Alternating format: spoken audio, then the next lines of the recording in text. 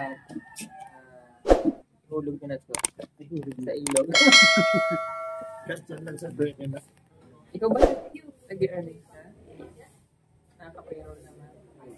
Okay lang yun. At least maka-payroll kayo ng, let's say, for example, 20,000 a month. Not bad. Kasi, ang hirap kitain mo. Sino naman nakikita dito ng 20,000? Wala ka namang kapagod-pagod. Sa akin lang sa ano, pag andito lang sinipita yun lang, pero pag wala na, may isa gano'n lang. Kaya may minsan, minsan meron sa akin.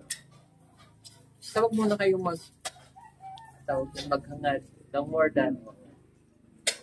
Kasi, kumbaga, nagsisimula pa lang kayo. Kasi, pag kumasok expectation nyo, ganito pala, yung nag-iiba yung feeling sa sarili. Either naghahangad ka na higher, then kapag hindi mo na-meet again yung expectation sa next month, nakaka-down sa sarili nyo. So, mas maigi yung dahan-dahan. Pero kung may goal ka, like for example, ito yung goal ko ngayong month, hit mo siya. Ito ulit yung goal ko, hit mo siya.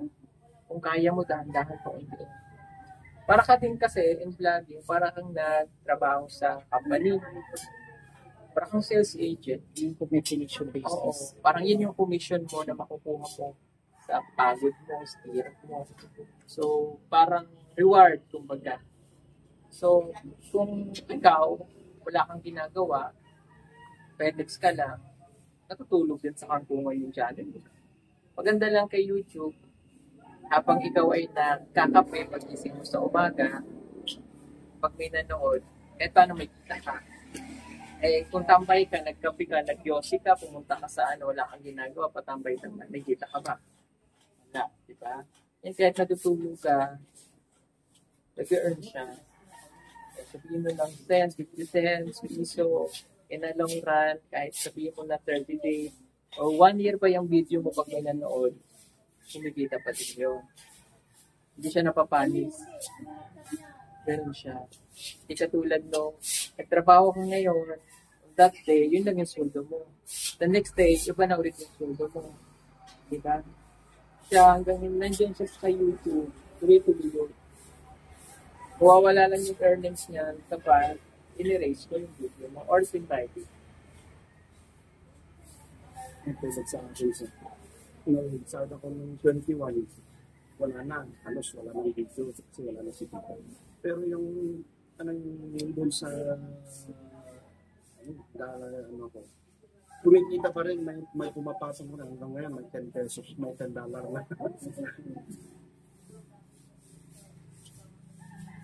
Wala na yung upload.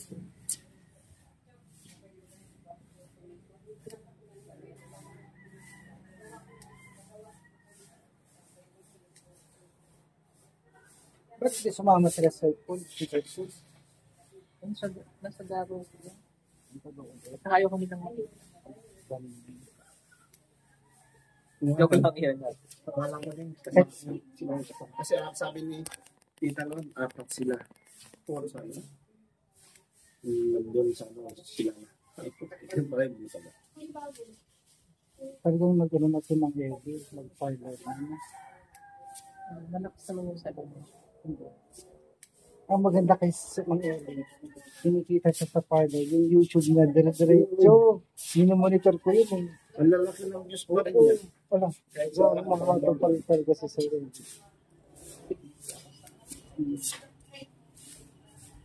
Kasi minsan pag napagod, okay lang naman.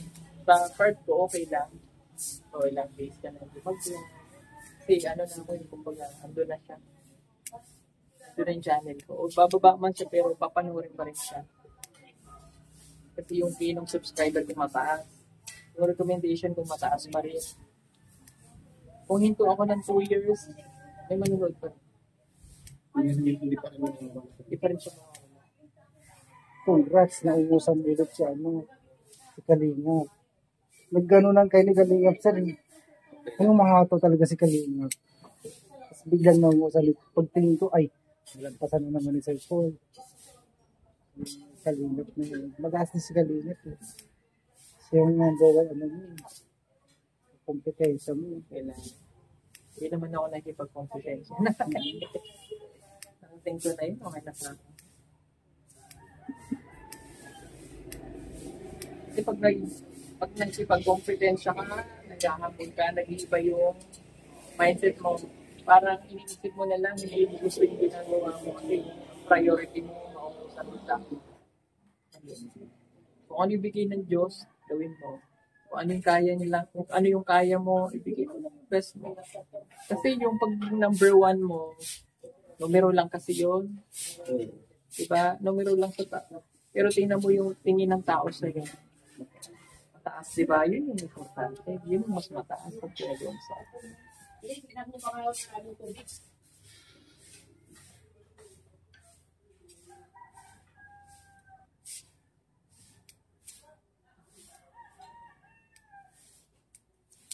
Malakas ba ang data? Malakas. Pagtulungin hindi yan katulad ng ibang personal vlog lang na make-up ako, ito yung bahay ko, maganda. Kumikita sila, yung pera nila nandyan lang. Si Charity, nakita kami, yung expenses mo, halos panta. Hindi siya sabi ko sa kanya. Yun. Ako kaya ko mag-vlog ng ganun kasi yung foundation ko malaki.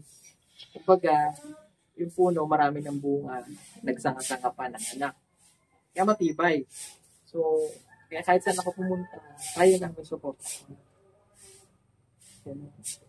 And, kahit hindi kami umasa sa sponsor, although may mga nag-sponsor pa rin kahit hindi ko naman sila sinasabi mag-sponsor, sila yung malapit, so tatanggapin ko. So, tatanggapin ko yun. Pero yung kinikita namin, yung backside doon hindi nila nakikita. Di ba pinamimigay ko minsan 5,000, 10,000, 6,000 through my money. Sa isang araw nakakapalag kami ng tatlo. Gumagastos ako ng 20 to 25,000 isang araw.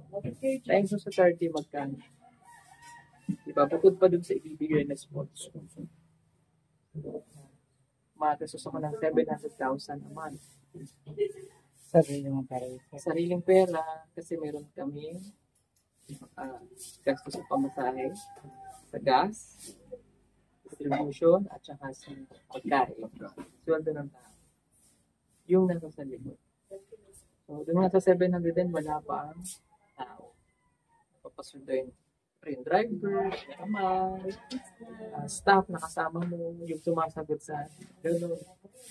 Kaya, swerte ko lang kasi nauna ako eh.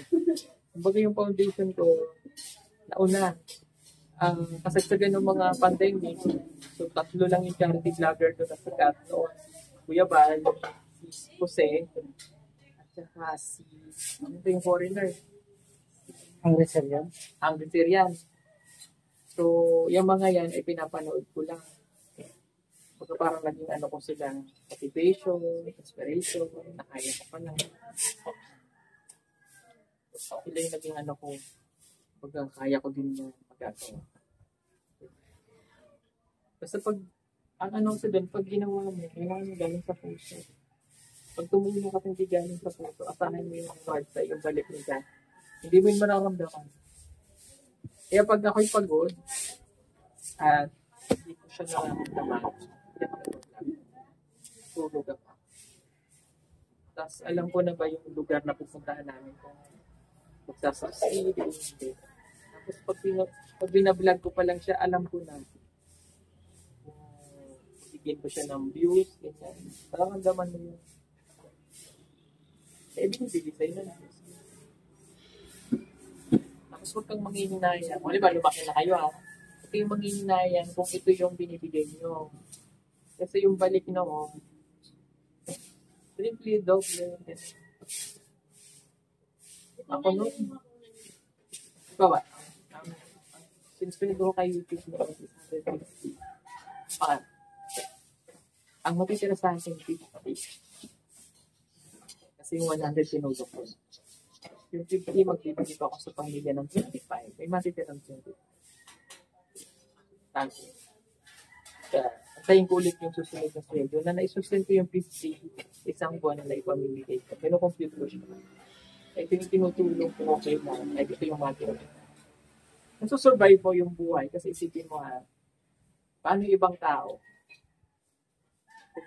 Kumikita ka ng 50,000. Eh yung iba nga nagpapakahirap ng pagkano minimum. Diba? Sobrang na yung sa pamilya ko. Kaya nung binigay sa akin na Diyos sa totoo, pinuli ko. Pinuli lang ng pagkakas. So, huwag kang magsasawa. Tapos kahit nagpipate na yung tinutulungan mo, ikaw pa rin yung mag-aangat sa kanya. Kahit na ginagago ka, turuan mo pa rin sila. Kung walang-wala na talaga, humbal ka. Tapos pakiramdam mo na isang buwan, 2 buwan, kamusta sila. Makakonsensya kayo. Balikan mo. Balikan mo lang. Paramdam mo sa kanila na ito yung totoo, ito yung tama. Hindi silang ibigay. Huwag papahiya. Kasi nakala natin napapahiya natin sila dito. Ito kasi napagas ang ulo. Pero, kaya mo ginawa. Para matuto.